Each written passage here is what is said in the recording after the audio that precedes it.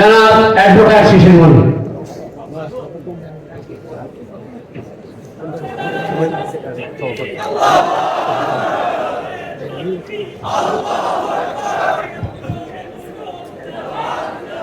বিসমিল্লাহির রহমানির রহিম। যেখানে আমি শেষ করেছিলাম আর বাকি অংশটা আমি অল্পতে শেষ করে দিচ্ছি, সময় কমে গেছে। আচ্ছা, তো বলেন তো, সরকার গঠন হয়েছে, একটা প্রাইম মিনিস্টার হয়েছে দেশে, তিনি কি কাজ করেছেন এখন পর্যন্ত?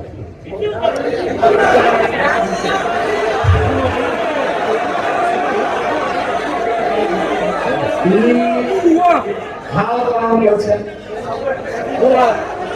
তিনি কতগুলো কার্ড বিতরণ করেছেন, এবং আপনাদের অঞ্চলে মিস্টার হোম মিনিস্টার তিনি একটা ক্রিকেট খেলা দেখতে গিয়েছিলেন।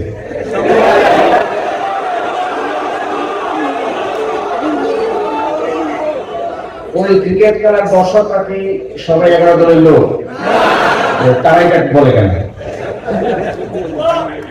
আমি কিছু বলছি যে ওনাকে মানুষ ভয় বলছে, এটা আমি বলছি, আপনারা কি বলছেন? তাহলে যে কাজ তিনি করেছেন দেখেন, আমি ফিরিস্তিটা করে শেষ করেছি। কি করেছেন? খাল খনন করেছেন, কতগুলো টাকা এনে কয়েকটা কার্ড দিয়েছেন, কতগুলো কৃষককে কয়েকটা কার্ড দিয়েছেন, কতগুলো গতকালকে দেখছি একজন ফিজিক্যালি চ্যালেঞ্জ ব্যক্তির একটা গাড়ি বানিয়েছেন, এটা চালাইতেছেন। আচ্ছা বলেন তো দেখি, উনি যদি 5 বছরের জায়গায় 10 বছর ধরে খাল খনন করে, এই দেশের খাল খনন শেষ করতে পারবে? খাল খননের জন্য সরকারের আলাদা বিভাগ আছে, ডিপার্টমেন্ট আছে। এটা যদি সঠিকভাবে কাজ না করে, উনি ওনার দলের লোকেরা কয়টা খাল খনন করবে? চট্টগ্রামে দেখি বৃষ্টি হলে খালি পানি আর পানি, এইরকম কিন্তু চট্টগ্রাম না, সারা বাংলাদেশের বহু জায়গায় আছে। তাইলে দেখেন উনি কি করেছেন, নেতিবাচক কাজ কি করেছেন দেখেন। দুর্নীতি দমন কমিশনের চেয়ারম্যান নাই আছে, ওইগুলো এটা লাগবে না। দুর্নীতি দমন কমিশনের চেয়ারম্যান স্বাধীনভাবে কাজ করতে দিলে অসুবিধা কোথায়? আমাদের তো কোনো অসুবিধা নেই। এই যে 11 দলের নেতা বসে আছে, আমার তো মনে হয় বাংলাদেশের সবচেয়ে গ্রহণযোগ্য ব্যক্তিকে সকলের সম্মতিতে বাংলাদেশের দুর্নীতি দমন কমিশনের চেয়ারম্যান হিসেবে বানাইতে আমাদের কারো কোনো আপত্তি। আপনাদের কেন?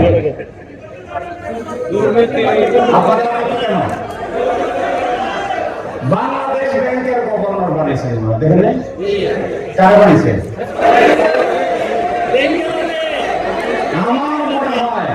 ভারতীয় উপমহাদেশের ইতিহাসে কোন গার্মেন্টস ব্যবসায়ীকে এই ভারতীয় উপমহাদেশের কোন দেশে কোন কালে কখনো কোন ব্যাংকের গভর্নর বানানো হয় না। ভালো কাজ করেছেন। একদিকে খাল খনন করেন, আর একদিকে বাংলাদেশ ব্যাংকের গভর্নর যার ইচ্ছা তার জন্য তো হইল কথাটা। এরপরে সবগুলো বিশ্ববিদ্যালয়ের ভিসি দলীয় তলবি বাহক লোকদের বিশ্ববিদ্যালয়গুলোর ভিসি বানিয়েছে। কেন? বিশ্ববিদ্যালয়ে প্রেস্টিজিয়াস সম্মানিত ডক্টরেট ডিগ্রি করা, দেশে বিদেশে লেখাপড়া করা অত্যন্ত সম্মানিত প্রফেসর আছেন, তাদেরকে ভিসি বানাতে বিশ্ববিদ্যালয় ভালো হবে না খারাপ হবে? তাহলে দলীয় গুন্ডা সেনাদের বানাতে হয় কেন? গুম আইন বাদ করেছেন, নিজেও গুম হয়েছেন, তারপরে গুম আইন বাদ করেছেন। তারপরে দেখেন তথ্য অধিকার আইনের সংশোধনী বাদ করেছেন। তথ্য অধিকার আইনের সংশোধনী কি ছিল জানেন? তথ্য অধিকার আইনের সংশোধনী কি ছিল? বাংলাদেশের সকল সরকারি এবং স্বায়ত্তশাসিত প্রতিষ্ঠানগুলো তাদের প্রতি বছরে অডিট রিপোর্ট তাদের ওয়েবসাইটে প্রকাশ করবে। আচ্ছা বলেন তো, চট্টগ্রাম সিটি কর্পোরেশনে 1 বছরের অডিট রিপোর্ট চট্টগ্রাম সিটি কর্পোরেশনের ওয়েবসাইটে প্রকাশ পাইলে বাংলাদেশের জন্য কি ভালো হতো না খারাপ হতো? এটা ভাবতেছি কেন?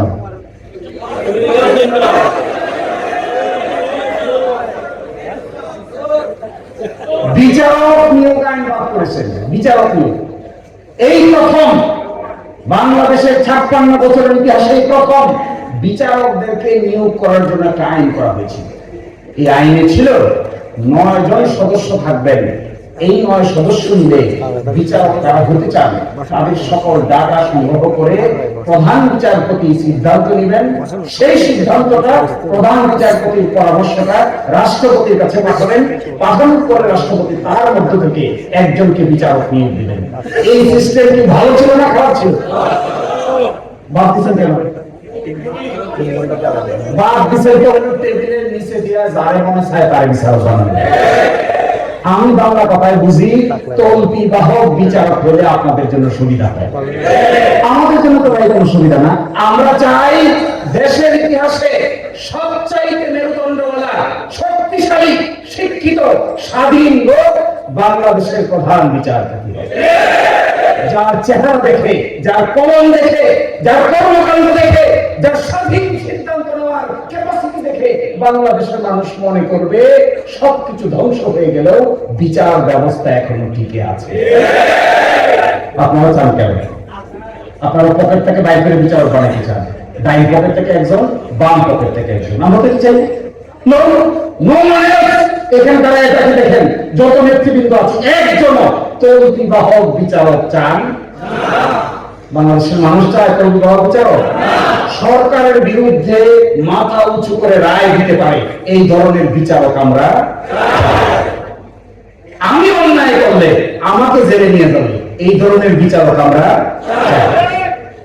জনাব কর্নেল ওলি আহমেদ তিনি যদি অন্যায় করেন তাকেও জেলে নিয়ে যাবে এই ধরনের বিচার ব্যবস্থা আমরা চাই। আপনারা চান না কেন?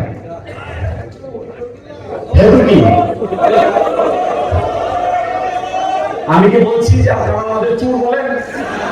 আমি তো বলি না, এগুলো সব আমাদের নিজস্ব কথা। লাস্টের কথা বলে শেষ করে দিচ্ছি। তাহলে সংবিধান কি? কি চেয়েছিলাম আমরা? সংবিধান হলো জনগণের সাথে চুক্তি। চুক্তিটা আমরা করেছিলাম 72 সালে, কিন্তু চুক্তিটার বিভিন্ন ধারা উপধারা পরিবর্তন হয়ে গেছে। 5ই আগস্টের পরে আমরা নতুন চুক্তি করতে চেয়েছি। এই চুক্তিটার সংস্কার করতে চেয়েছি, কিন্তু সংস্কার করতে দিচ্ছে না। আশ্চর্য। আমি লাস্ট 1 মিনিট নিয়ে বলে দিচ্ছি। দেখেন, গণভোটের প্রশ্নটা কেউ না বুঝেন না, আমি বলে শোনাই, আপনারা বুঝেন কিনা দেখেন।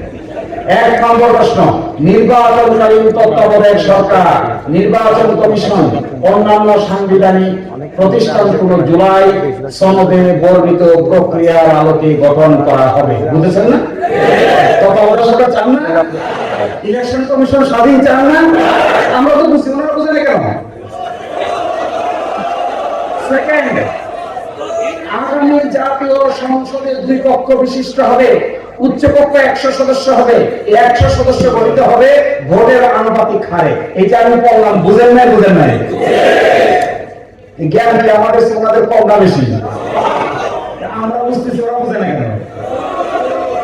3 নম্বর, সংসদে নারীর প্রতিনিধি বৃদ্ধি, বিরোধী দল হইতে ডেপুটি স্পিকার, কয়েকটি সংসদীয় কমিটির সভাপতি নির্বাচন, প্রধানমন্ত্রীর মেয়াদ সীমিতকরণ, রাষ্ট্রপতির ক্ষমতা বৃদ্ধি, মৌলিক অধিকার, বিচার বিভাগের স্বাধীনতা সহ 30টি বিষয়ে একমত হয়েছে, তা অবশ্যই বাস্তবায়ন করিতে হইবে। বুঝলাম না? বুঝলাম না? এত সুন্দর বাংলায় লেখা যদি কেউ না বুঝে,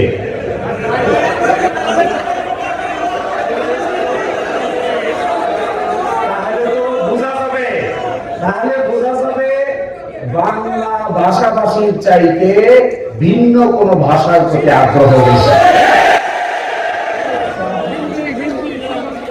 সার্বভৌমত্ব কাকে বলে?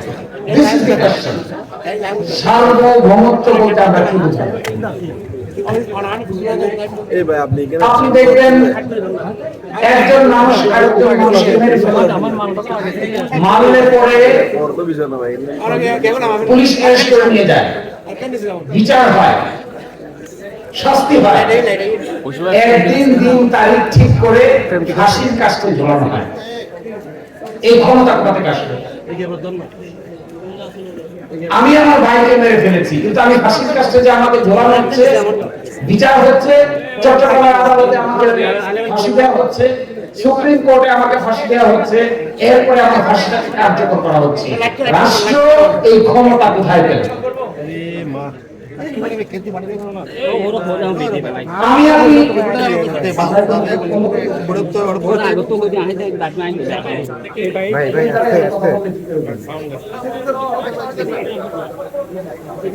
সেকেন্ড গুরুত্বপূর্ণ কথা হলো আমি আপনি ইনকাম ট্যাক্স দেই, ব্যবসা করি ইনকাম ট্যাক্স দেই।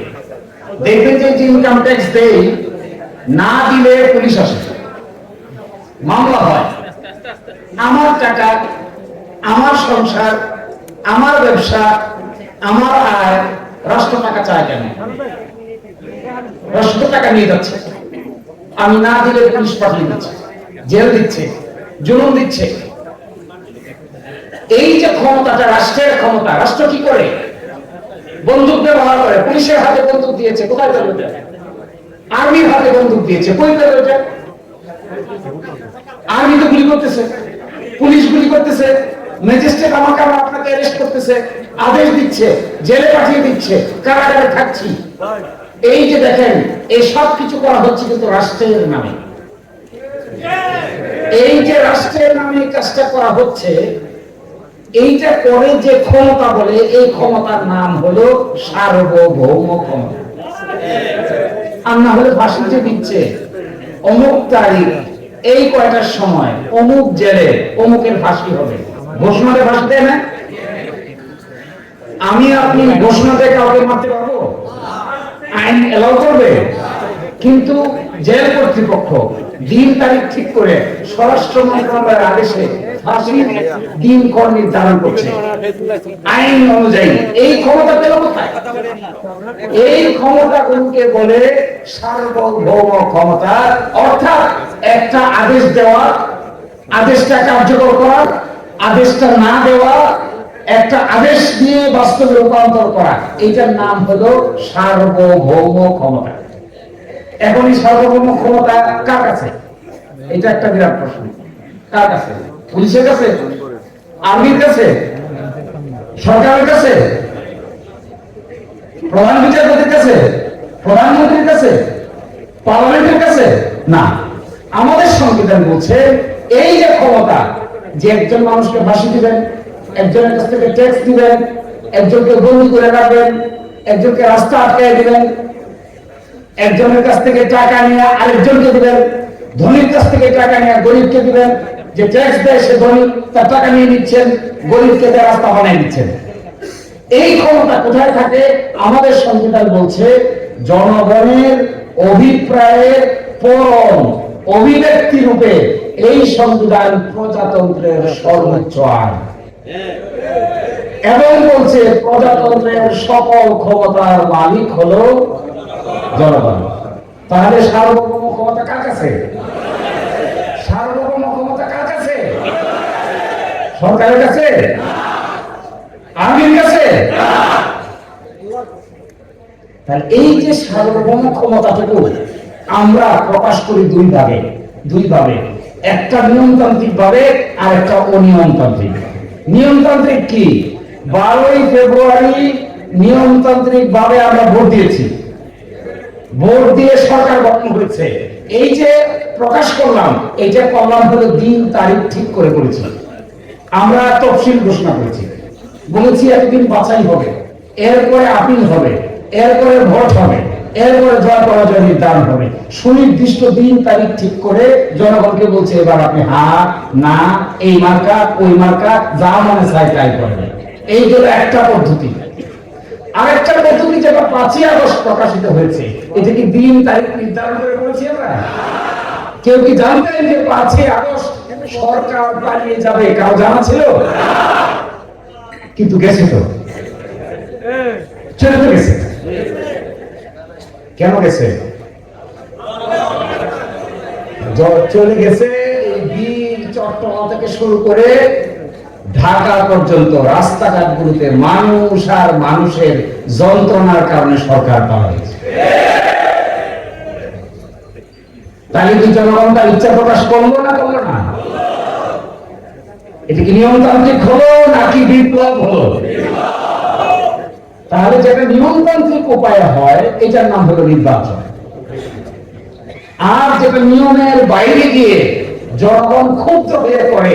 এটা পৃথিবীর কোন জায়গায় নাম হলো রিভলিউশন বা বিপ্লব, কোন জায়গায় নাম হলো গণ অভ্যুত্থান বা মাস আপসার্চ। আপনারা 5 তারিখে দেখবেন পার্লামেন্ট দখল করছে মানুষ, কয় না?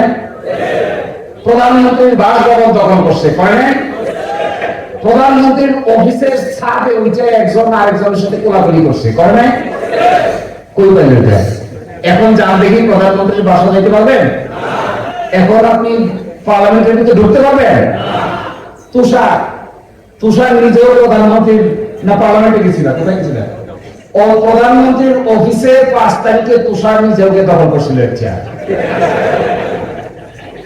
এই যে জনগণ নিয়মের বাইরে, কেন্দ্রবিন্দু ক্ষমতা কি পার্লামেন্ট, কেন্দ্রবিন্দু ক্ষমতা কি প্রধানমন্ত্রীর অফিস, কেন্দ্রবিন্দু ক্ষমতা কি প্রধানমন্ত্রীর বাসভবন। জনগণ নিজের মনের খুশিতে সকল সিকিউরিটি এজেন্সিকে ফাঁকি দিয়ে সবাই ঢুকে পড়ে এই যে দখল নিল, এইটার নাম হলো সার্বভৌম ক্ষমতার বহিঃপ্রকাশ। এটা যদি বুঝতে না পারেন তাহলে তো আপনি ব্যাখ্য। আমি আমার মতামত স্বাভাবিকভাবে প্রকাশ করতে দেন নাই। কখন দেন নাই? 18 সালে দেন নাই, 24 সালে দেন নাই, 14 সালে দেন নাই, 18 সালেও পারি নাই, 24 সালেও পারি নাই। 24 সালের 5ই আগস্ট হিসেবে নিয়মতান্ত্রিক ব্যবস্থাকে ভায়োলেট করে অনিয়মতান্ত্রিক পদ্ধতিতে 5ই আগস্ট সকলে মিলে ক্ষমতা দখল করেছে। এই জন্য এটার নাম হলো বিপ্লব। তাহলে জনগণের ইচ্ছা প্রকাশ দুইভাবে হয়, যেখানে আমি ছিলাম। একটা হয় নিয়মতান্ত্রিক আর একটা হয় অনিয়মতান্ত্রিক। হইল এটা। এখন যে আমরা সংস্কারের কথা বলতেছি, আসলে কি? এই কথা বলে আমি শেষ করব। কি আসলে এটা? খালি তো সংস্কার সংস্কার, সংশোধন সংশোধন, কিসে? বাস্তবে কি এটা? তাহলে বুঝতে হবে রাষ্ট্রটা কেমন। এটা বুঝতে বোঝা যাবে যে আসলে সংস্কার বলতে আমরা কি বোঝাচ্ছি। রাষ্ট্রটা হলো 3টা পিলারের উপর দাঁড়িয়েছে।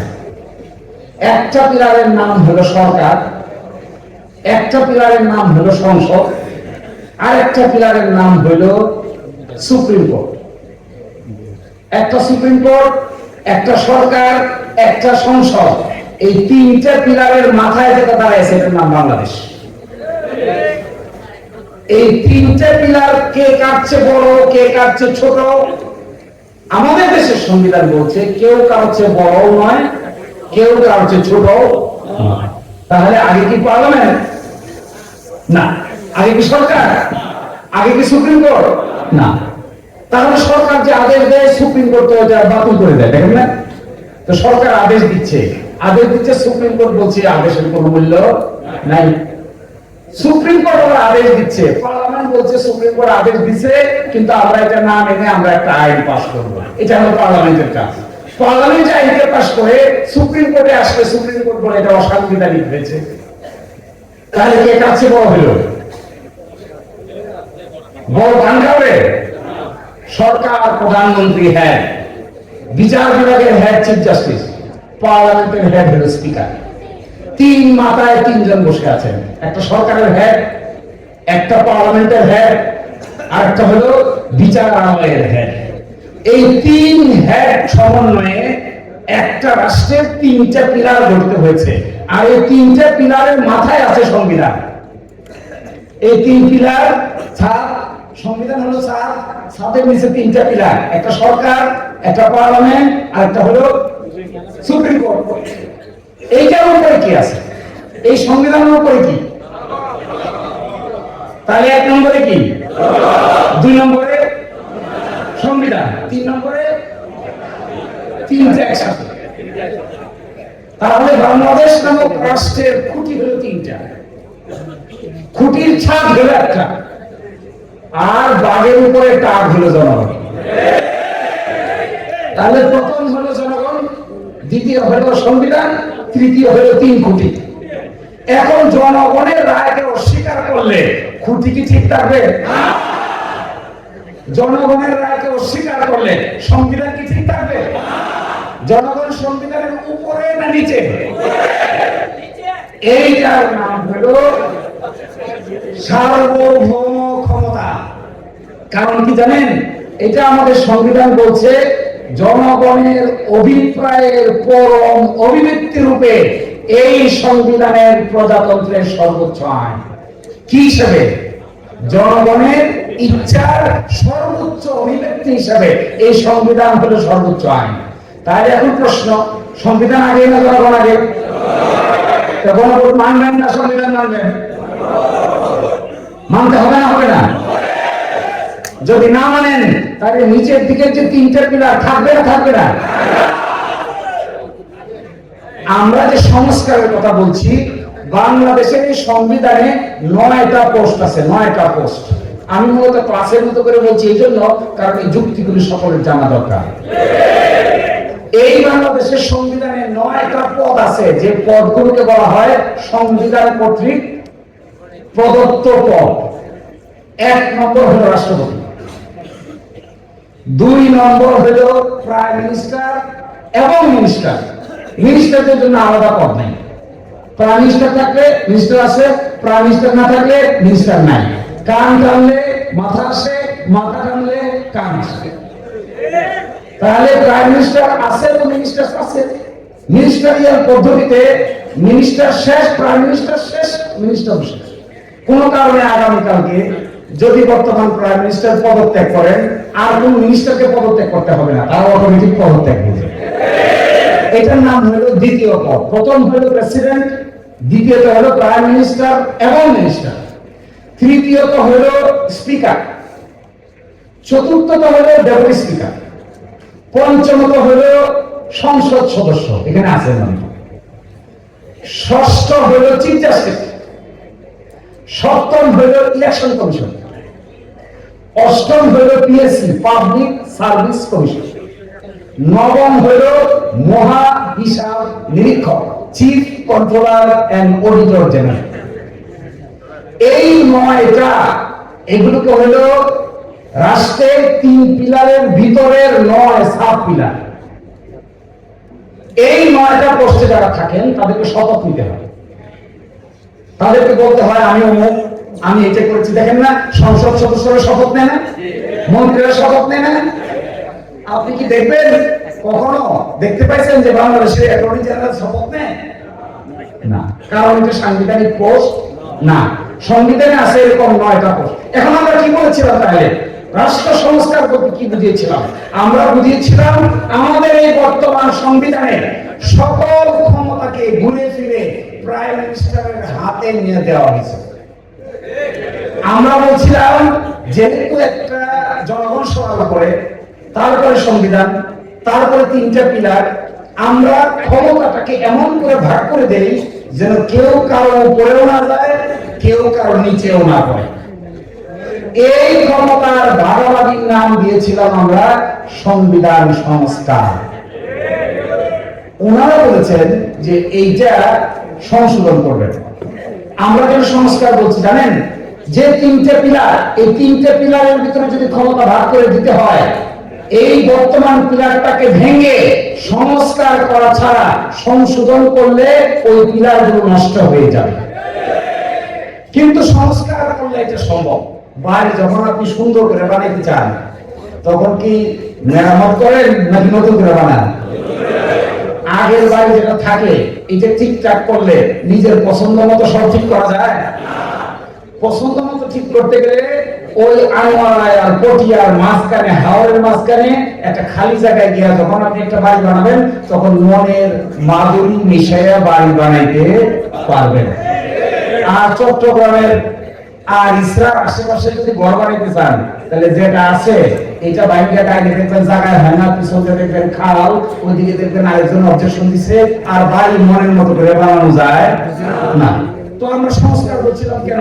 আমরা সংস্কার বলছিলাম যেহেতু ওই 3 পিলার, ওই 3 পিলার দাঁড়িয়ে আছে, ওই 3 পিলারকে যদি আমরা সংশোধন করতে চাই, তাহলে দেখা গেছে একটা ঠ্যাং চলে যায়, আরেকটা পা চলে যায়, আরেকটা হাত চলে যায়। তখন প্রশ্ন আসলো যে হাত পা কাটটা বাদ দিব, কাটটা রাখবো, কার ঠ্যাং বাদ দিব, কার মাথা বাদ দিব? এইটা না করে বরং আমরা সংস্কার করে সকলের মধ্যে ক্ষমতাটাকে ভাগ করে দিই। ওনাদের অতি বুদ্ধি, কিংবা কম বুদ্ধি যাই হোক, ওনারা এই জিনিস বোঝার সামর্থ্য রাখেন সমস্যায় জায়গায় হয়েছে। তো আমি শেষ করে দিচ্ছি আর বেশি না বলে। এখন আমি প্রশ্ন করেছিলাম, এখন প্রশ্ন হইল এই যে 5ই আগস্ট থেকে শুরু করে 12ই ফেব্রুয়ারি পর্যন্ত যা কিছু হইল, এইটাকে আপনারা কিভাবে সমাধান করবেন আমাদেরকে রাস্তা রেখে?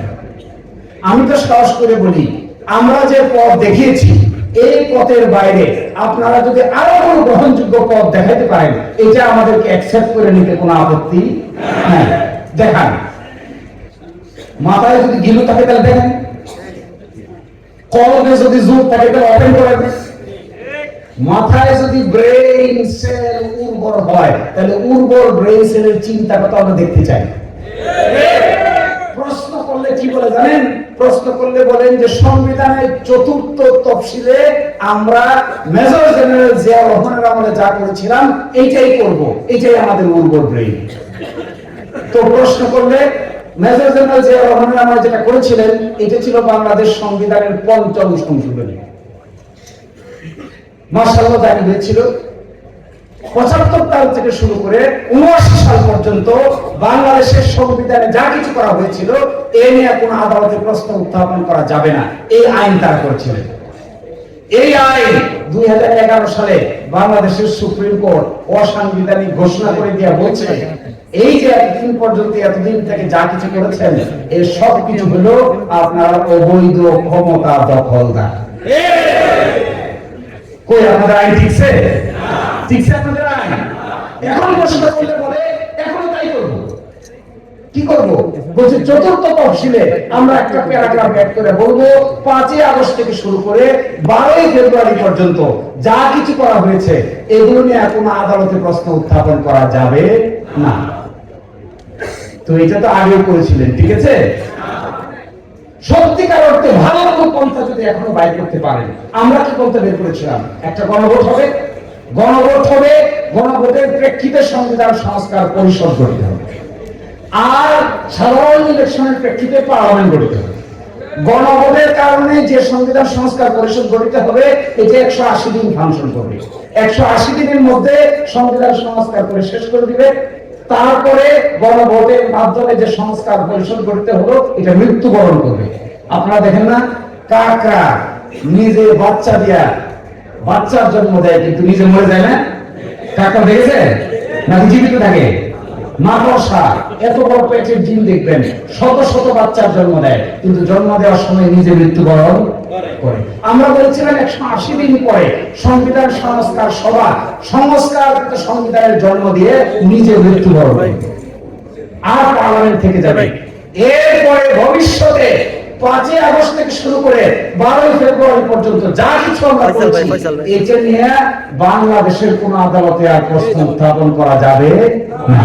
আচ্ছা বলেন তো, আমরা যে পথ বাতলিয়েছিলাম এটা কি শক্তিশালী ছিল না দুর্বল ছিল?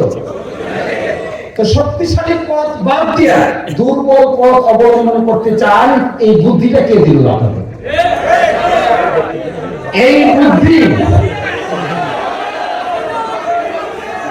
আমি শেষ করে দিই একটা কথা বলে। আমার কাছে মনে হয় সরকার দলীয় বন্ধুরা আরো অনেক বেশি লেখাপড়া করা উচিত। আমার কাছে মনে হয় সরকার দলীয় বন্ধুদের সাংবিধানিক আইন এবং সংস্কার সম্পর্কে খুব বেশি দূর লেখাপড়া। আল্লাহ আমাদের লেখাপড়া করার তৌফিক দান করুন। আসসালামু আলাইকুম।